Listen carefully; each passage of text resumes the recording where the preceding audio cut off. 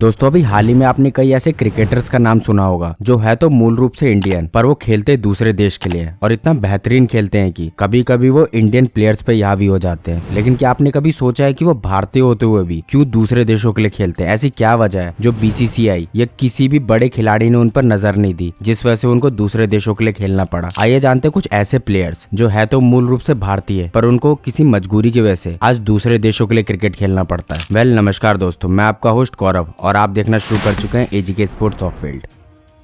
हमारी सूची में नंबर 1 पर है सचिन रविंद्र। 23 साल के इस खिलाड़ी का नाम भी भारत के दो महान खिलाड़ी सचिन तेंदुलकर और राहुल द्रविड़ के नाम पर रखा गया है। हालांकि इस बात की कोई आधिकारिक पुष्टि नहीं है, लेकिन कई लोग कहते हैं कि इनके पिता सचिन और राहुल के बहुत बड़े फैन हैं। इसलिए रवि कृष्णमूर्ति ने अपने बेटे के जन्म होने पर अपने बेटे का नाम राहुल का रा और सचिन का चिन शब्द लेकर रचिन नाम रखा था। और अभी हाल ही में देखा गया है कि रचिन का नाम काफी सफल नाम साबित हुआ है, क्योंकि रचिन पहली वर्ल्ड कप में सचिन तेंदुलकर जैसे महान खिलाड़ी के 27 साल का रिकॉर्ड तोड़ दिया है। और क्योंकि रचिन भी मूल रूप से भारतीय हैं, इस वजह से ये कहीं ना कहीं भारत के लिए एक दुख की बात है। दरअसल आपको बता दें, रविंद्र के पिता पहले भारत के बेंगलुरु शहर के रहने वाले थे, लेकिन 90s के समय यानी रवि के जन्म से कुछ समय पहले ही पूरे परिवार के साथ न्यूजीलैंड के वेलिंगटन में शिफ्ट हो गए थे। हालांकि इनके पिता और इनके पूरे खानदान ने अपनी पूरी जिंदगी भारत में ही बिताई है, तो इस हिसाब से आप पूरी तरह ये बात मान सकते हैं कि रचिन भारतीय मूल के खिलाड़ी हैं। लेकिन क्योंकि रचिन का जन्म न्यूजीलैंड में हुआ था, इसलिए ये खिलाड़ी न्यूजीलैंड देश के लिए खेलते हैं। हालांकि अगर हम रचिन के क्रिकेट करियर की बात करें तो रचिन ने अपने क्रिकेट करियर की शुरुआत साल 2016 में अंडर 19 क्रिकेट वर्ल्ड कप से की थी। और रचिन ने इस खेल में इतना अच्छा प्रदर्शन किया था कि साल 2020 में ही उन्हें डोमेस्टिक क्रिकेट खेलने का मौका मिल गया था। फिर टेस्ट मैच और फिर T20 मैच खेला और बार बार अच्छा प्रदर्शन करने की वजह से उन्हें सितंबर 2020 में न्यूजीलैंड की तरफ से इंटरनेशनल क्रिकेट खेलना शुरू कर दिया। और साल 2023 में आपने उन्हें वर्ल्ड कप में भी देखा था। और पहली वर्ल्ड कप में जो कि 2023 में खेला था उन्होंने, वो सबसे ज्यादा रन बनाने वाले खिलाड़ी की संख्या में चौथे नंबर पर आ गए थे, क्योंकि रचिन ने अपने पहली वर्ल्ड कप करियर में 10 मैचों में 578 रन बनाए थे। वहीं सूची में नंबर 2 पर है विक्रमजीत सिंह। 20 साल के ये खिलाड़ी विक्रमजीत सिंह एक डच खिलाड़ी है। जो नहीं जानते उन्हें बता दें, नीदरलैंड क्रिकेट टीम को डच प्लेयर कहा जाता है, क्योंकि दोस्तों विक्रमजीत का परिवार सिख धर्म से ताल्लुक रखता है, इसलिए विक्रमजीत आज नीदरलैंड की तरफ से आपको खेलते हुए दिखते हैं। अब सवाल आता है ऐसा क्यों?